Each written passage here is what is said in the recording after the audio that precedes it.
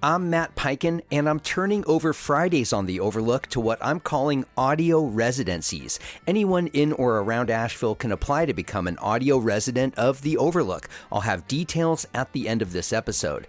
I'm thrilled to have as our first resident Story Parlor, a West Asheville venue that just opened up last year and has quickly become a captivating hub for storytelling in a variety of stripes. Erin Halligan-Clare is the visionary behind Story Parlor, and I'm turning this space and the microphone over to her. In honor of Black History Month, we're zooming in on the incredible contributions and creativity of Black artists here in Asheville. Today's episode features performance poet Glenis Redmond sharing her work at Story Parlor's Good Grief-themed story mixer, held in December of 2022, where we featured art and stories that explored finding good in the grief at a time of year that can be complex for those who have suffered loss in their lives. While Glenis currently resides in Greenville, South Carolina, she is an Asheville fixture and in fact calls herself a bi-Carolinian, as she lived here for 17 years and was a vital leader in our poetry scene. She is a North Carolina Literary Fellowship recipient, the city of Greenville's first poet laureate, and in 2020 she received the South Carolina Governor's Award, the state's highest arts award. She has authored 6 books of poetry, and her work has been showcased on NPR and PBS and has been published in the New York Times, as well as numerous literary journals nationally and internationally. Here's Glenis at our Good Grief Story Mixer. Good evening, everyone. Good evening. Oh my goodness. Good evening, everyone. I need some energy, and the night has been so beautiful. I mean, I'm just, it's really hard for me to sit and listen and absorb and process everything, all the stories, the songs, the film. I mean, it's, my book that I'm going to be reading from tonight is called The Listening Skin. And I took that from M.C. Richards, poet, potter, Black Mountain, who said the skin was the best listener, and that's the epigraph of my book. And so I want to read from The Listening Skin. It's not the first poem in the book because I'm doing a lot of stuff. I mean, I feel like I was born with grief. I feel like I was born with sorrow. I was born August 27th, 1963. Do not do my chart, okay? But August 27, 1963, sound familiar? Day before King gave us I Have a Dream speech. Also the day that W.E.B. Du Bois died. So I think how we come in, that context sets something. So yes, I am an intense person. I have always been intense, and let's just face it, I'm gonna be intense. And I don't know how many of you know about the battle that I'm fighting and have been fighting the last 3 years with stage 3 multiple myeloma. It has made me, I think, a softer and more gentle Glenis, but that doesn't mean I'm soft and gentle. Because, you know, I was very driven, 28 years on the road, drive. I found poetry was the way to handle my grief and my trauma, and I took that and I ran it in the ground, you know, just like that was how I chose to see the world. It is my medicine, but I also took that medicine and ramped it up. Yeah. And so the cancer, and you know, I already had fibromyalgia, so I was already living with chronic illness. So in my naive faith, I had this thing like, if you have one illness, you're good. You've escaped. So when cancer came, that did a number on my, like, what? You're gonna sit this on top of that? And so I had to figure out how I wanted to look at that. And I will say, going straight into grief is not always my choice now. I have learned that I can watch birds, that I can quilt, I can view joy is one response that I can have to trauma. Yes. Can I get a witness? Yes. And it's just kind of like newfound, like you can watch this movie about sexual abuse or not. That's right. How about no? Like, I'm just gonna say no. Although I did watch all of the Me Too, I was staring at, I went down, like I went there, but then there was a point where I said, I'm just not gonna go. I have a choice. And I really did not know. As a Black woman, as a warrior, as facing the world every day, I feel like I always had to be on the battlefield. Yes. But one of the ways to not be on the battlefield was to skip through my neighborhoods and watch the flowers grow. So I'm gonna read some poems. I'm gonna stop talking to you. I'm gonna stop preaching to y'all. Y'all wanna hear a poem? Yes. The title of the poem is what? Make no apologies for yourself. We all say that? Make no apologies for yourself. Dear you, make no apologies for yourself because you are covered in a listening skin. Because every ache you feel is not your own. Because of the bowl of sorrow your mother carries. Because of your father's wildfire moods. Because of how many rivers they cross. Because of the lynching tree. Because when you enter bookstores, volumes fall off shelves into your open palms. Yes. Because you ask questions of the universe and it answers and opens before you like a page. Because you can read the sky, those clouds, and that murder of crows. Because poets are your wounded idols. Because the truth, even if it hurts, it is to be cherished and held. And just because people die does not mean they don't walk with you daily. Because the river has a mouth that speaks their names. Because the river flows with stories. Because you sit on the shore and listen. Because alone is sometimes more comforting than being together. Because your pen is oceanic. Because you are eyes wide, equipped with outer and inner sight. Because you suffer from what you see and hear. Because you have sinus arrhythmia and your breath is short. Because asthma is one of the monkeys on your back. Because your heart is the vehicle you choose to ride this go-round. Because it can go forward and backwards in time. Because bookstores are your oracles. Because poetry is your greatest archaeological tool. Because you plummet even though you can barely swim. Because you trust the ride of journal and journey, even if you do not always float. Because your heart beats to your breath. Because of this music, you dance raw and wild. Wow.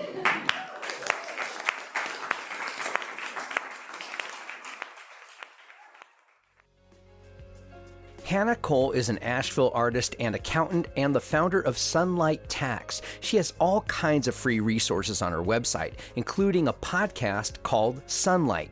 Hannah serves up practical advice in short episodes about taxes and shaping how people in creative fields think about business. It is about tax and money issues for, I like to say, visionary creators. So people who are doing care work, healing work, and creative work. People who are driven by a passion and not just for money. To me, people doing that creative work are changing the world for the better. We're the empathy muscle of our culture. Sunlight ranks in the upper tier of entrepreneurship podcasts on the iTunes chart. Go to your favorite podcast outlet and find Sunlight with Hannah Cole, and go to sunlighttax.com for all the other resources Hannah offers, including details on her money boot camp. Let's return now to Story Parlor's audio residency and Glenis Redmond's performance from December 2022 at a Story Mixer themed Good Grief.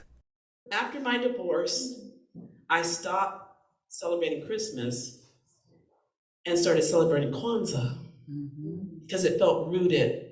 My daughters weren't deprived. They had Christmas at their grandparents and whatever. And I would have people over the house and we'd do gifts of the Spirit. Mm-hmm. But it wasn't until my daughter's boyfriend at the time, Celeste's boyfriend, he looked at me and said, why don't you have a tree? And he's like, you should get a tree. But I had never had a live tree. And he said, it's easy. And he took me to Lowe's. And I bought a live tree. And I loved it. And I've had a live tree ever since because I love the lights that it brings on the inside. Now my grandson and I, the Saturday after Thanksgiving, we go and get our tree. And during my cancer, I was frail. It was just the two of us. We went to that produce stand and they strapped it on the tree. We drug it in the house and the lights on that tree stay on night and day because it's symbolic and it's the light. And I don't really like the word holiday. I like holy day. Yeah. And every day is a holy day. Yeah. For a highly sensitive person, you're vibrating. And I will say the land speaks to me everywhere. And I'm going to read this poem about southern towns, how I feel about traveling and going in these quaint little towns, especially when they're all dressed up, you know? It's like, I don't feel this, like there's something else happening. Racism squared. Square dances and town squares fill me with an inarticulate fire. How I burn when forced to dance a folk dance not of my folk. Even at 15, I knew dance was every shape but square. My friends and I, dressed in all black, preferred our routine to heat waves, boogie nights. Yeah. Boogie nights. Anybody know this? Yeah. Oh, yeah. Yeah. Boogie nights. Whoa. Boogie nights, ain't no doubt. We are here. And the young people are like, what's going on? Dance to the boogie, get down. Yeah. Cause boogie nights are always the best in town. Got to keep on dancing. Keep on dancing. Yeah, that's what I'm talking about. Yeah. We circled the floor with heads and hips, even our backs curved to the beat of bass and drum. Unbeknownst to us, we shimmied in the footsteps of our ancestors. Yeah. In gym class for a grade, we were forced to heed the call, swing your partner. And I was swung into the center of every southern town I ever entered. When the phantom auction block sits, when the caller barks, bitter, bitter, bitter, sold. I flinch when fireworks explode. I can't celebrate or abide parades, paper red, white, and blue, or Irish green. People drunk stumble to bad beer and music that twangs. There were times when we were dismembered on these streets. I flashed back to whip crack and the snap of branches, to another black man or black woman hanging half-mast on trees, while white people feast. Overhead, my people swing. So I'm gonna close. Oh, here it is. So I've been trying to unpack a lot of that kind of thing. So there's that personal, the stuff you come in with, and then also like this ancestral baggage, for lack of a better word, being mindful of those people, like maybe the generation you've never known who is standing around you, who's handing you this resiliency, who's telling you to seek joy. And my ancestors, most of them, of course, illiterate, were in the field, enslaved and chained, are still like saying, dancing times, telling me to dance, telling me to live and breathe. And make no apologies for yourself. You are not an imposter. You are right where you're supposed to be. You are beautiful. You are divine. You are love, and you are true. Every single one of us. And even in the ones who are like fear-based, because it has been taking all of my moments to really look at the world and go, where are we in this given part in time? I never thought we would be here, but I always thought it was running through the ground. We were always standing on this. Mm-hmm. We've inherited this. Mm-hmm. And so I don't think it's an easy thing to dismantle, but we have to start at home. Mm-hmm. So think about the family member who if you're not estranged from them, but you're still trying to work that out, just think how difficult that is in family. So it's definitely hard to unlink, cut the cord, figure out that way. Because I think of family members I have now who are very fundamentalist, very righteous. And, I just think about that work of how to be fierce, yet tender. But I just want to finish this poem. I finished, are y'all okay? Can I finish it? Yeah. Okay.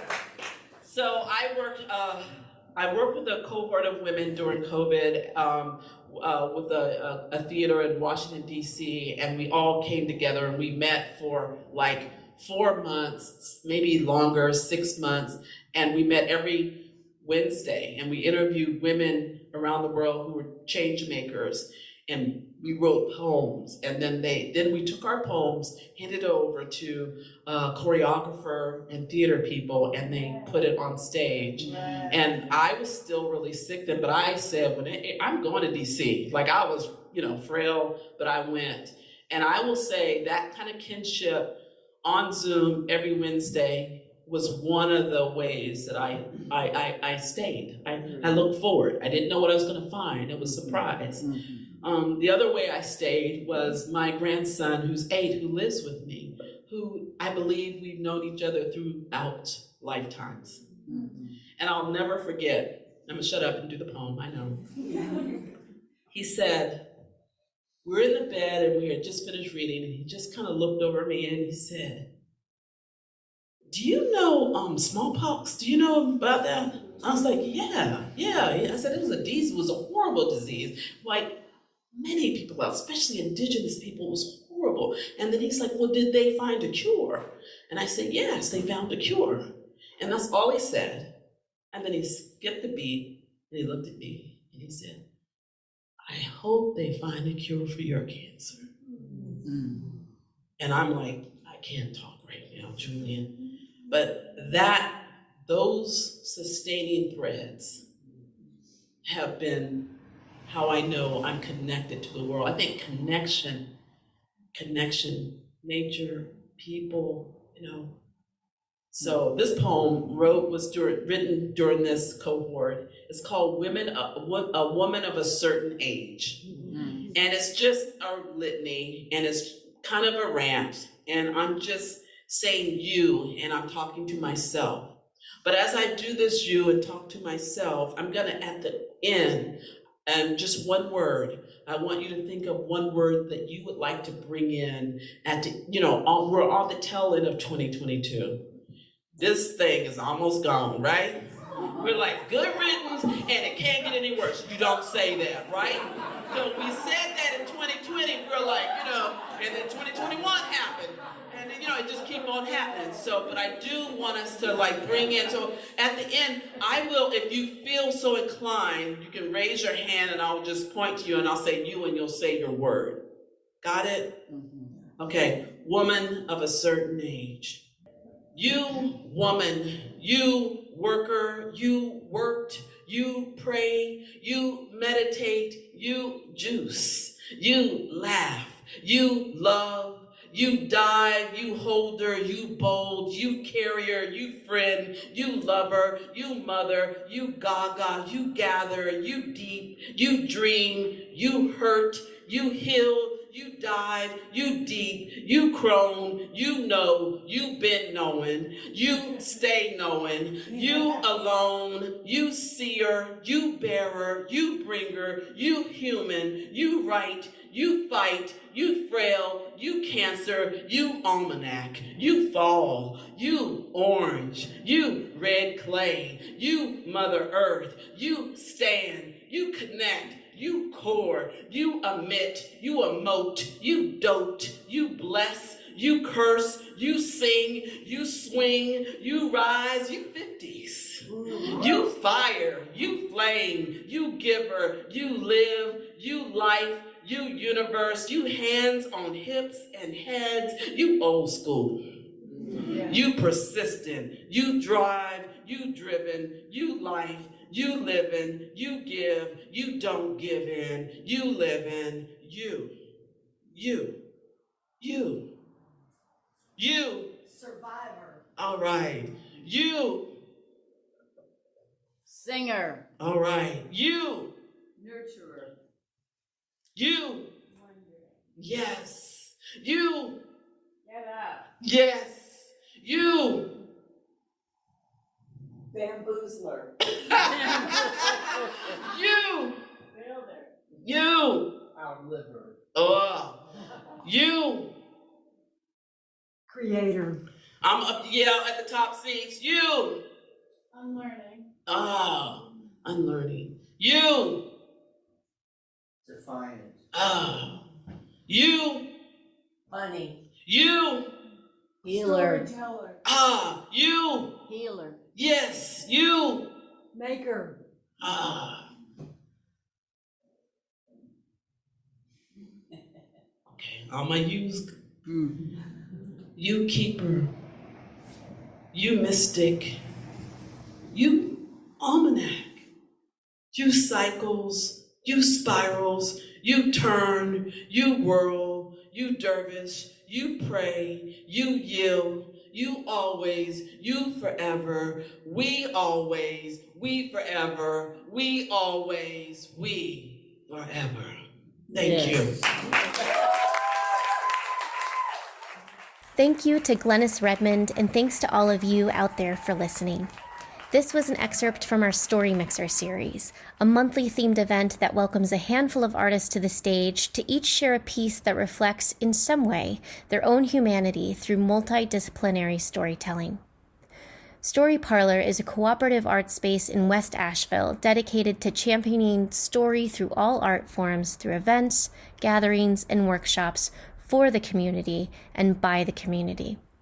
I'm founder and artistic director Erin Halligan-Clare, and you can find more information on what we have going on at Story Parlor at www.storyparloravl.com. I am a maker, a builder, a baker, although sometimes my messes are all that you'll find. Throughout Story Parlor's audio residency with the Overlook, Erin Halligan-Clare brings you select performances from the Story Parlor stage every Friday. Audio residencies with the Overlook are open to anyone living in or around Asheville. If you have an idea for journalistically reported work, storytelling, or an alternatively narrative show you want to present, email a short summary of your idea along with your name and how to get in touch with you to matt@podavl.com. The Overlook is a production of Podcast Asheville. Subscribe for free wherever you get your podcasts, follow The Overlook, and talk back to us on Facebook, Instagram, and Twitter. Sign up for our weekly newsletter, and please, please, please share our show out to everyone in your circle who cares about Asheville.